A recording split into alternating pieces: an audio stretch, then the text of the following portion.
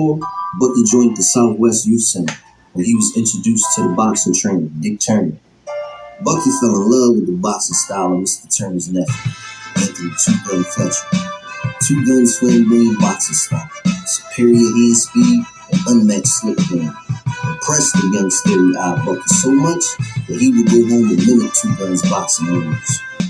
Under the tutelage of Mr. Turner, Bucky would outshine fighters within his weight class. Mr. Turner begins to enter the young flyweight into various local boxing matches around the city. State fair, quarterfinals match. He fighting the kid. This kid had something like 100 and some odd fights when he was fighting the kid. And then he come back and he said, I'm gonna go out there and I'm gonna really go out and I'm gonna try to get this guy. And he did everything he could. And this kid was so discouraged that the kid wanted to quit. Twice the kid wanted to quit. But the kid ended up quitting in the third round. He was like a mixture of Melody Teller with his hand speed. But he was a hard puncher, like a Pacquiao type of fighter. Yo, what's going on, America and the rest of the world? Xander J. Hobson here, comedian, director and producer of boxing documentaries, and troll to those who need trolling. This here is another episode of The Devil's Advocate, brought to you by the Brilliant Artist Movement. Folks, do me a favor, because I'm trying to grow the platform. Subscribe, like this video, share it, and by all means, leave a comment in the comment section, because I enjoy checking out the feedback from these videos that I make, as well as exchanging opinions and points of views with you all. So anyway, folks, there's nothing worse than a liar. And my mother used to say, if you lie, you'll steal. And if you steal, you'll lie. And if you lie, you'll kill. And for that reason, the first time she caught me in a lie, she tore my ass up. But you know what? That didn't cure me of the disease. Because the next notable lie that I can remember telling is, I was in love with this sister by the name of Darlene Monk. And when I went to visit my father, I told my stepbrothers Milton and Bill that I had a girlfriend by the name of Darlene Monk. Oh, I love Darlene Monk.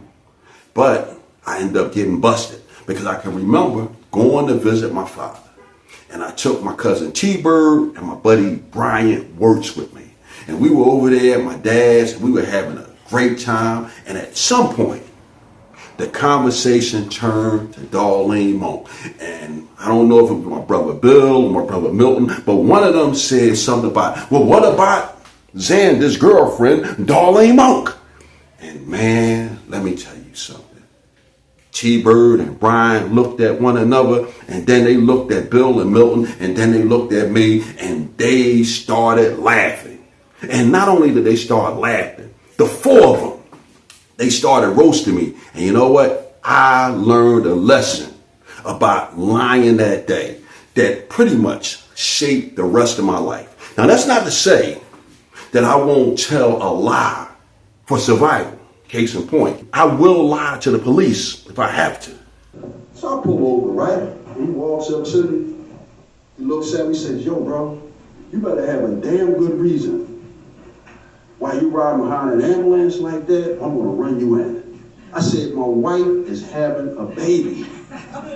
He said, oh shit, I apologize. We gotta catch up with that ambulance. He said, we gotta get you up to that hospital. I said, officer, you damn right, we gotta get up to that hospital because I had a vasectomy and I don't want that bitch with my name on it.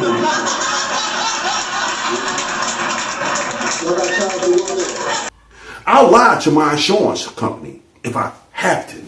And if my Yodi Poo asks me how much money I won when I hit the lottery, I'm going to lie to her. But for the most part, I don't have no use for lying because I remember that ass whooping my mother gave me. But more importantly, I remember how T-Bird, Brian, Milton, and Bill teased me that day when I lied about Darlene Monk being my girlfriend. So anyway, now that we have the premise of this whole video on the table, I want to say this. Since I've been in these YouTube streets, I learned that there's a lot of people out there who tell lies. Unfortunately, my good buddy and friend, who I just recently reconciled with, Philly Trenches. A few years ago, he was in these YouTube streets talking about how his brother Beans beat Meldrick Taylor. And I had to call him on it. You know, no way am I going to let somebody lie on someone that I know. And I'm not calling him on it. You know, it's first of all, it's an insult to the person that you're lying on. But also, it's an insult to my sanity and peace of mind. And I can't have no one messing with my sanity and peace of mind. I can't. Which leads me to another notable boxer in the city of Philadelphia. A fighter by the name of Leroy Bucky Davis. Lucky Bucky Davis is what the guys out in the street called him. But, you know, us guys in the boxing circle, we called him Bucky, Buck. And there might have been a few people that called him Lucky Bucky, but I called him Bucky a Buck. But Buck was a hell of a fighter. And I consider him a friend of mine. Good, solid dude. Now, I done a video a few years ago talking about Philadelphia fighters who turn gangsters. And the main event of this video was Leroy Bucky Davis in a boxing exhibition against Derek Fats Burney. Now, let me tell you something. Derek Fats Burney, he used to be a friend of mine, okay?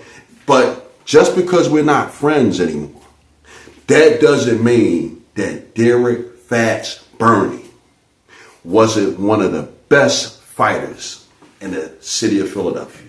This man was 3 times national amateur boxing champion. He won a series of Golden Gloves at Amateur Boxing Federation and Silver Gloves championships. Let me tell you something. Derek Fats Burney was one of the best guys to ever lace up a pair of gloves. Now, I'm going to allow you to watch my account of what transpired between Derek Fats Burney and that boxing exhibition back in 1983. And once we finish that video and come back to my commentary, we'll discuss what transpired. So Buck got his instructions, right? And when he came out that last round, that because it only won 2 rounds, right? Man, Buck came out like that tornado again, right? And what he did, man, right before he knocked the ball out, man, Buck stopped and done like this. And he posed. He posed. And then he does some shit like, and put one hand up and put the other hand up. And man, Buck jumped in and hit this dude with a left hook and put his lights the fuck out. Click. So man, that was the first time I seen Leroy Bucky Davis, man. And the next time, man, when I seen him again, man, he was standing across the ring, man, from my team captain, a guy named Derek Fats Burney, man. And Fats was probably one of the baddest dudes in the city, man. 3 times national champion, man. Won a bunch of Golden Gloves championships and a whole bunch of other stuff, man. Fats was a bad boy, man. But now, he was standing across the ring from Buck, man. And in that first round, man, when Fats and Buck stepped to each other, man, them 2 dudes, man, they put on a boxing exhibition that was so tactical and clinical, man. It was like something that I've never seen in my life, man. You asking me, man? The first round was even, man. First round was even. They went back to the corner, man, standing ovation, man. Second round, bell ring. Man, they right back to more of the same, man. And then next thing you know, man, out of nowhere, Bucky caught Fats with a left hook, man, and dropped him. I ain't never seen nobody give Fats the business like Buck did. But he caught Fats with a beautiful left hook and dropped him, man. we was fucked up. That was our team captain, man. But now he in there against Buck. He fighting for his motherfucking life, man. Man, Fats got back up on his toes, man. Took the 8 count. And after that, man, Fats kind of sort of stayed to the outside a little bit, man. And Fats was feeding Buck that left. Sometimes he was popping up Buck head back. Other time Bucks was catching that joint. But also, man, he'd catch it, but he'd come back with Fats. So, man, when that round ended, man, you have to get around the Buck, man, strictly for the knockdown. Him and Fats was getting that shit on, man. They was going back and forth. But when you just add a knockdown to the equation, man, you got to get around the Buck. Man, that last round, man, Fats was heated, man. They was standing there, man, and Fats looked across the ring at Buck, and he like pointed at him, like pointed the glove at him. And Buck looked at him. Buck just started smiling, like, yeah. Man, listen, that last round, man, them 2 boys met in the middle of that ring, man, and they was locking heads like a couple of rams. I mean, they was going hard, man. They was mixing that shit up, man. And the crowd was going wild. I was going wild. Because I'm like, yeah, man, my man Fats gotta redeem himself. And they was rumbling, man. But one thing happened, man. One thing happened. And with this right here, you can decide in your mind who you think won. Let me tell you something, man. Fats slipped and he went down. And in that instant, when Fats slipped and went down, Bucky reached down, grabbed Fats by his head, and pulled him up to his feet. And when he pulled him up on his feet, Bucky reached over and wiped Fats off. And I was like, God damn. And man, they finished out that round, man. But with that said, right, you can decide for yourself who won. Because I got an immense degree of respect for both of these boys, man. But at the end of the day, man, Bucky Leroy Davis, man, he was my guy, man. I knew Buck purely and strictly from boxing, man. I'm not gonna pretend that we wouldn't go all the way back like Cadillac seats. I knew Buck, that was my guy. We had love for each other, man. I like hanging around him. I like talking to him, man. Because Buck, he was like, man, the embodiment of a guy with a Napoleonic complex. Now, I don't know Buck to be a nasty guy, but Buck was an authoritative, assertive type of guy, man. And Buck was the type of dude, man, you know that you was in the presence of a motherfucker who commanded respect. And like I said, man, Buck was a little teeny dude, man. He wasn't no large guy, man. He was a short dude. But at the end of the day, man, Bucky Leroy Davis, he had a lot of potential, man. And he would have been a great fighter had the lure of the streets and the fast money not got his attention. Old Bucky, he was a hell of a guy, man. Good looking, smart, charismatic. And you know what? The broads loved him. Hell of a dude. You know, he's a guy that we lost him too early.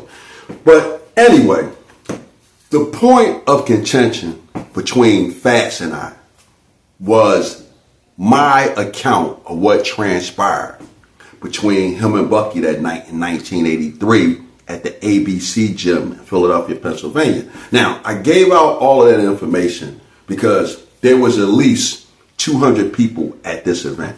And if you recall this event, holler at me so we can get together and talk about it. And, you know, maybe I could get you on film and get your account of what you remember. Now, I can't stress enough.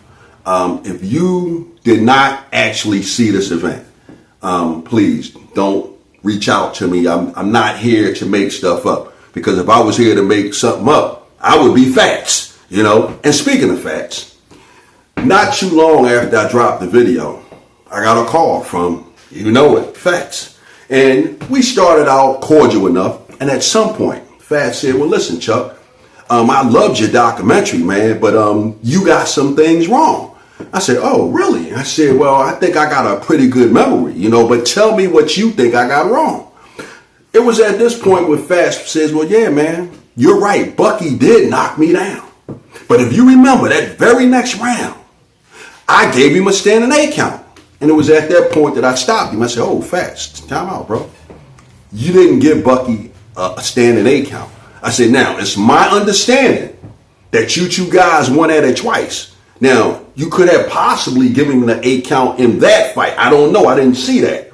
I said, but the fight that I seen, which was an exhibition in 1983 at the ABC gym, nah, bro, you didn't give him a standing 8 count. He knocked you down in the second round with a left hook, and when you slipped, he grabbed you by your head, pulled you back to your feet, and brushed you off. And Fats and I had a bit of a back and forth about it, you know. And at some point, he said to me, he said, wait a minute, Chuck, I was the guy in there with Bucky. Don't you think I would remember what happened that night? I said, Fats. The reason why I remember what happened that night, because prior to you getting in that ring with Bucky, I never seen anyone offer you any opposition. So that's why I remember it. Well, ladies and gentlemen, this is when the situation went south, because it was at this point where Fats tried to use the Jedi mind trick on me. How long have you had these droids? About 3 or 4 seasons. They're up for sale if you want them. Let me see your identification. You don't need to see his identification. We don't need to see his identification. These aren't the droids you're looking for. These aren't the droids we're looking for. He can go about his business. You can go about your business. And he was like, no, Chuck, that's not how it happened. It happened this way. And I was, at this point, I got a little pissed at Fats, and I said some pretty mean things to him. Well, Fats has gone as far as to recruit other people in this little smear campaign, because again, I feel like my integrity is being called into question. Let me tell you something, folks. I got a lot of things I can lie about, but one of them won't be facts. But I found myself, I was looking through the internet of it. And now keep in mind, this whole thing is maybe like about 2 years old, and it only flared back up because I was going through my remarks or comment sections on my YouTube page where I dropped the video, and I got a comment from the sister Nicole, who owns the Kingdom Gym. And basically she was telling me that I was a liar. How dare you lie on Fats? And I responded cordially to her and straightened her out. But my point is, I don't like my integrity being called into question, because for all of these years, Fats has been lying to himself and others. And because there's another account of what transpired that conflicts with the lie that Fats has been telling people, and now my integrity is being called into question, I don't like that. So again, if you remember this event, reach out to me. So now that I got all that off my chest, I'm done with it.